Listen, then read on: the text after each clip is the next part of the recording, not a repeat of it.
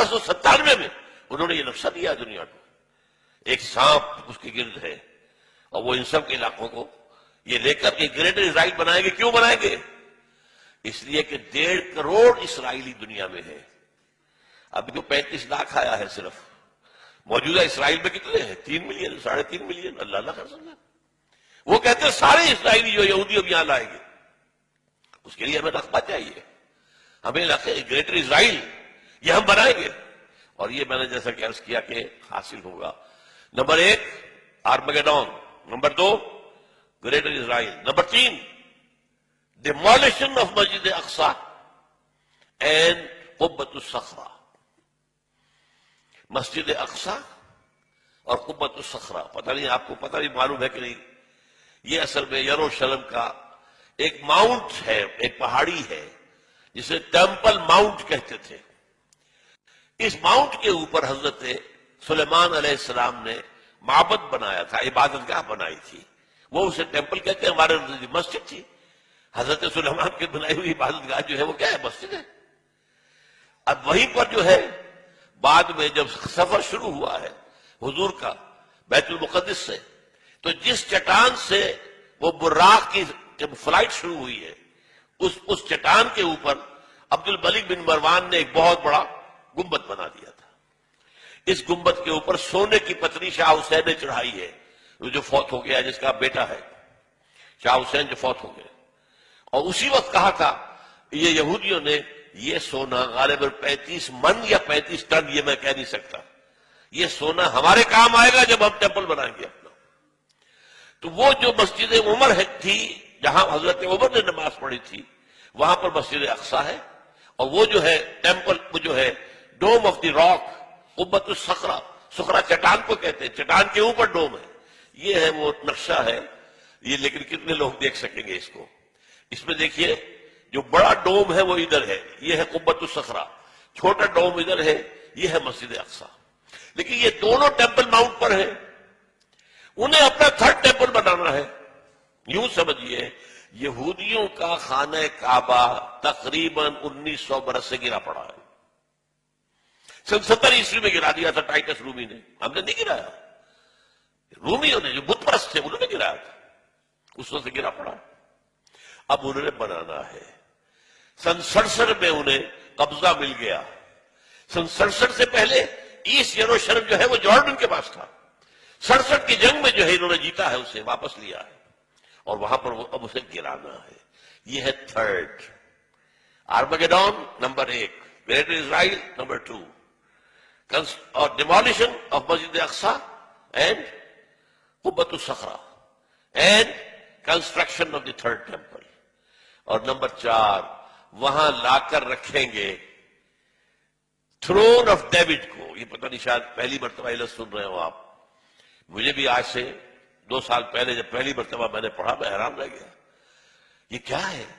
حضرت داؤد کا تخت کہیں محفوظ ہے؟ ہاں، یہ ایک پتھر تھا جس پر حضرت داؤد کو بٹھا کر تاج پوشی کی گئی ہے، اسی پر بٹھا کر حضرت سلیمان کی تاج پوشی ہوئی۔ پھر جو حضرت سلیمان نے یہ معبد بنا دیا، وہ معبد میں رکھ دیا گیا، اس کے بعد کسی بھی اسرائیلی بادشاہ کی تاج پوشی وہیں پہ بیٹھ کر ہوئی۔ جب ٹائٹس رومی نے سن 70 عیسوی میں گرا دیا ان کے ٹیمپل کو، وہ پتھر لے گیا، وہ پتھر روم گیا، روم سے آئرلینڈ گیا، آئرلینڈ سے اسکاٹ لینڈ آیا، اسکاٹ لینڈ سے برطانیہ میں آ گیا، انگلینڈ میں آ گیا، اور انگلینڈ میں 14ویں صدی عیسوی میں اس پتھر کو ایک کرسی کی سیٹ کے طور پر لگا کر یہ تھرون بنا دیا گیا۔ اور یہ جو ان کی پارلیمنٹ ہے، ویسٹ منسٹر کی پارلیمنٹ جو ہے، اس کے ساتھ جو چرچ ہے ویسٹ منسٹر ایبے، اس میں رکھا ہوا ہے۔ اور اب برطانیہ کا کسی بادشاہ، کوئی جو کوئین ہے، تاج پوشی ہوتی اس پتھر پر، that is the throne of David, وہ لا کر رکھا جائے گا۔ یہ 4 نکاتی ایجنڈا ہے جس پر جیوز اور جو عیسائیوں میں جن کو ہم کہتے ہیں نیو کون، یہ آج کل آپ پڑھتے ہیں اخبار، نیو کون، نیو کنزرویٹوز، یہ لوگ جو ہے یہ متفق ہیں۔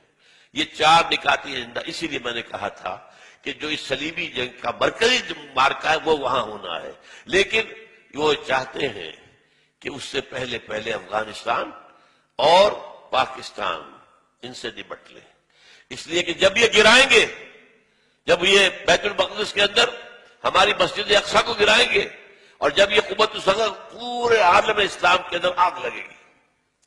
اور یہ جو حکومتیں ہیں اوپر بیٹھی ہوئی ہیں مسلمانوں کی، یہ تو جو جیسے کہ بعض سرمایہ دار کارخانے دار جو ہیں، ایک تو ان کے ہاں لیبر یونین ہوتی ہے جینوئن، اور ایک ہوتی ہے پاکٹ یونین.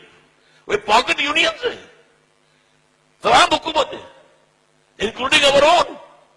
مشرف سے بڑا پاکٹ اور کون ہوگا؟ اور وہ زرداری اس کا باپ نکلا ہے. دونوں ایک دوسرے سے آگے.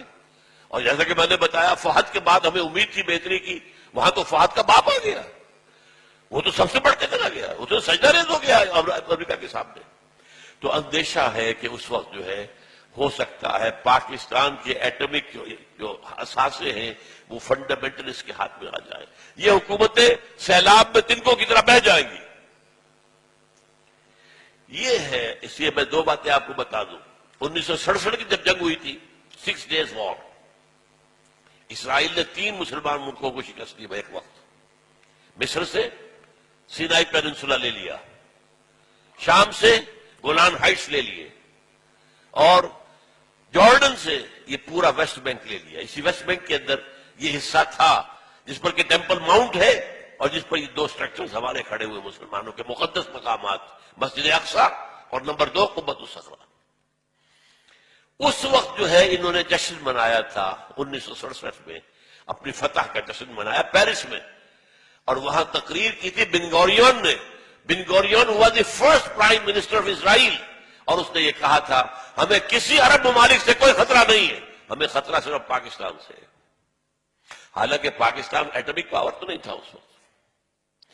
اس وقت جو ہے اس اصل صلیبی جنگ کی تمہید کے طور پر ایک تو یہ کہ افغانستان میں اس طرح پنجے گاڑ کر امریکہ بیٹھنا جانے والا نہیں ہے. یہ ہمارے بعض دوستوں نے جو بلوچستان میں رہتے ہیں بتایا جس طرح کی کنسٹرکشن یہ کر رہے ہیں پورے پاکستان کے جو بارڈر ہے افغانستان کے ساتھ، ایسے بنکرز بنا رہے ہیں، اتنے ہیوی بنکرز کہ پتہ ہی نہیں چلتا کہ واپس جانے کی کوئی نیت ہے.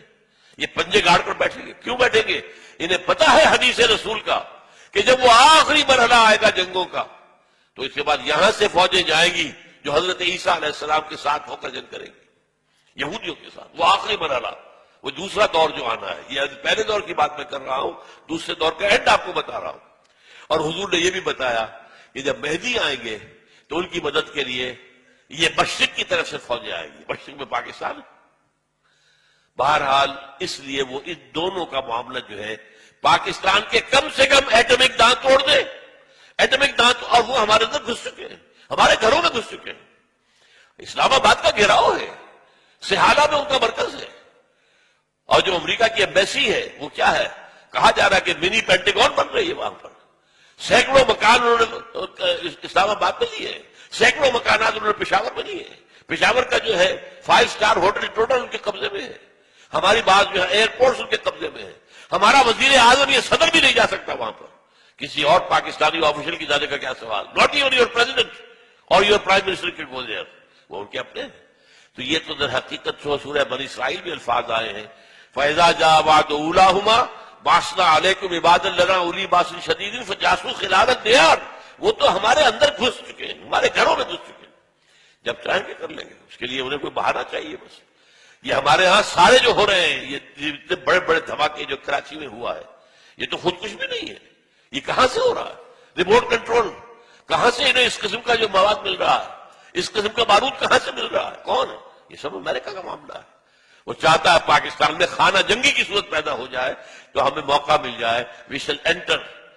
نیٹو فورسز آئیں گی مغرب سے اور بھارتی فورسز آئیں گی مشرق سے، تاکہ ہم پاکستان کا ایٹمک ہتھیار ختم کر دیں. اس کے بعد Pakistan will be at the mercy of Bharat. معاذ اللہ ثم معاذ اللہ. یہ ان کے نقشے ہیں، ہوگا کیا وہ اللہ جانتا ہے. ہمارا کام کیا ہے؟